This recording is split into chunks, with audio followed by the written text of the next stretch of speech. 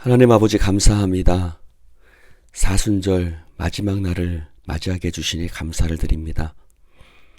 이 시간 동안 나와 함께 하셨던 주님, 우리 인생의 사순절이 계속되어지게 하여 주시옵소서. 날마다 주님을 닮아가는 이 과정이 멈추지 말게 하여 주시옵소서. 이 시간도 성령님이 함께 하실 줄 믿사오며 예수님 이름으로 기도드립니다. 아멘. 할렐루야.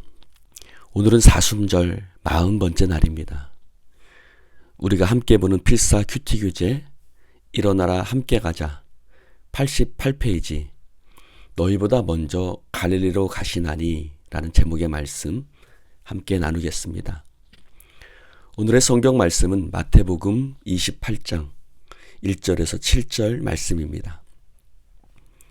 안식일이 다 지나고 안식 후 첫날이 되려는 새벽에 막달라 마리아와 다른 마리아가 무덤을 보려고 나갔더니 큰 지진이 나며 주의 천사가 하늘로부터 내려와 돌을 굴려내고 그 위에 앉았는데 그 형상이 번개 같고 그 옷은 눈같이 희거늘 지키던 자들이 그를 무서워하여 떨며 죽은 사람과 같이 되었더라. 천사가 여자들에게 말하여 이르되 너희는 무서워하지 말라. 십자가에 못 박히신 예수를 너희가 찾는 줄을 내가 아노라. 그가 여기 계시지 않고 그가 말씀하시던 대로 살아나셨느니라. 와서 그가 누우셨던 곳을 보라. 또 빨리 가서 그의 제자들에게 이르되 그가 죽은 자 가운데서 살아나셨고 너희보다 먼저 갈릴리로 가시나니 거기서 너희가 배우리라 하라. 보라, 내가 너희에게 일렀느니라 하거늘. 아멘. 사랑하는 성도 여러분, 오늘 말씀 속에서 저는 두 가지를 생각해 보고자 합니다. 첫 번째는 무덤 속의 시간들입니다. 무덤에 머물러 예수 내 구주 새벽 기다렸네 예수 내 주. 찬송가의 가사입니다. 무덤에 머물러 예수 내 구주 새벽 기다렸네 예수 내 주. 이 찬송가의 가사는 참으로 이해하기 힘듭니다. 예수님의 죽으심도 이해하기 힘든 신비이지만 예수님의 부활도 우리의 머리로서는 이해하기 힘든 신비로움이 있습니다. 예수님은 왜 무덤에 머무르시며 새벽까지 기다리셨을까요? 예수님께서 십자가에서 운명하신 시간은 우리나라 시간으로는 금요일 오후 3시쯤입니다.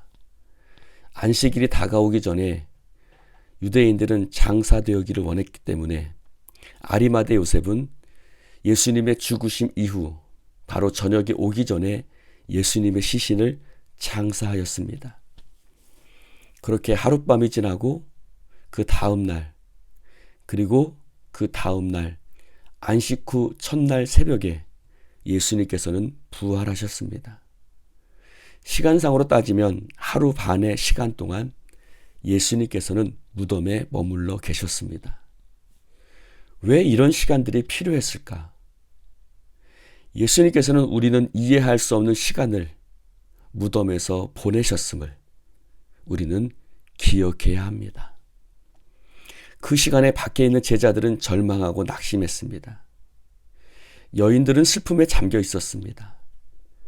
대제사장들과 장로들과 바리새인들, 서기관들, 예수님을 미워했던 사람들은 승리에 기뻐했을 것입니다. 만약에 저 같으면 3일을 기다리지 않고 장사 지냈던 그날 밤에 바로 무덤에서 나와버렸을 것입니다. 내가 사랑하는 자들이 슬퍼하고 절망하는 것을 지켜보지 못했을 것입니다. 악한 자들이 기뻐하는 모습도 저는 그냥 내버려 두지 않았을 것입니다. 그러나 예수님께서는 그 시간들을 그들에게 허락하셨습니다. 제자들에게는 슬픔과 절망의 시간을, 또 악한 자들에게는 헛된 기쁨에 도취되어 있는 그 시간들을 허락하셨다는 것입니다. 사랑하는 성도 여러분, 이사야 선지자는 이렇게 고백하고 있습니다. 자신의 생각에는 내가 한 것이 모두 헛수고 같았고 쓸모없고 허무한 일에 내 힘을 허비한 것 같았다라고 고백했습니다. 그렇지요. 우리의 생각에 그런 시간들이 있습니다. 헛수고 같았던 시간들, 쓸모없고 허무한 일에 내 힘을 허비한 것 같은 그런 시간들 말입니다. 그러나 이사야 49장 4절에 그는 말합니다. 그 허무함 속에서 하나님께서 나를 올바로 심판해 주셨다는 것입니다. 하나님께서 나를 정당하게 보상하여 주셨다라고 그는 선포했습니다. 이 허무함의 시간들, 무익해 보이는 시간들 속에 하나님께서 계신다는 것을 우리는 기억해야 합니다. 때로는 다람쥐 쳇바퀴 도는 것 같은 일상들 속에 하나님이 계시고 아무리 노력해도 바뀌지 않는 현실 속에 하나님께서 계십니다. 그러므로 우리는 그 시간들을 믿음과 성실함으로 채워나가시기를 주님의 이름으로 축원을 드립니다. 두 번째, 무덤 후의 시간들입니다. 예수님께서는 십자가에 달리시기 전날 밤 제자들을 향해 너희들이 다 나를 버릴 것이라고 말씀하셨습니다.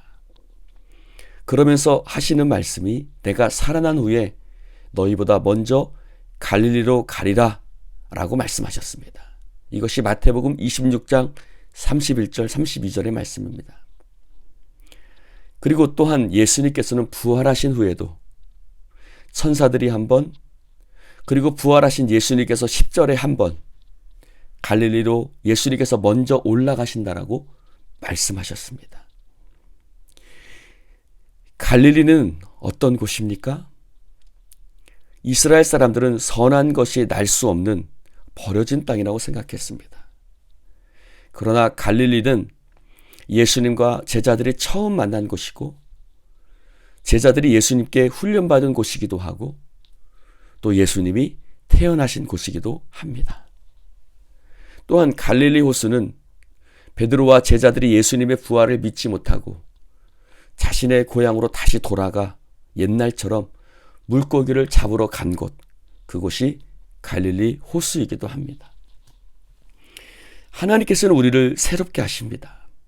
그런데 우리를 새롭게 하실 때 우리가 주님을 처음 만났던 곳, 우리가 주님을 처음 만났던 그 자리에 하나님은 나를 있게 하시는 것을 볼 수 있습니다. 절망했었던 자리, 그 고달프고 힘들었던 자리에 주님께서 나를 세우시고 그곳에서 다시 나를 만나주시고 나를 새롭게 하신다는 것입니다. 나의 갈릴리는 어디입니까? 예수님께서 여러분을 만나주셨던 그 갈릴리는 어디입니까? 사도 바울은 끊임없이 다메섹 도상을 기억했습니다. 예수님을 처음 만났던 그 다메섹 도상을 사도 바울은 기억했던 것입니다. 우리도 나의 갈릴리를 기억해야 합니다. 그리고 그곳에서 나를 새롭게 하시는 주님을 만나야 합니다. 그것도 매일매일 그 갈릴리 호숫가에 서는 그 시간들을 통해서 우리는 나를 새롭게 하시는 주님을 만나게 되는 것입니다. 사랑하는 성도 여러분, 오늘도 나를 새롭게 하시는 주님의 손길을 만나시기를 축원합니다. 아멘. 하나님 아버지 감사합니다. 오늘 주님 말씀 나누게 하시고 이 40일의 기간을 하나님의 은혜 가운데 보내게 해주시니 감사를 드립니다. 특별히 지난 한 주간 고난 주간을 통해서 그 새벽의 시간들을 통해서 예수님을 깊이 만나고 은혜로운 시간들을 가지게 하셨던 주님께 찬송과 영광을 돌려드립니다. 하나님, 이 시간들을 우리가 헛되이 보내지 않게 하시고 그 시간들을 우리의 영적인 성숙을 위해서 쓰여지게 하여 주시옵소서. 주님, 부활의 주님을 소망합니다. 예수님의 이름으로 기도드리옵나이다. 아멘. 부활절 아침 성전에서 뵙겠습니다. 할렐루야.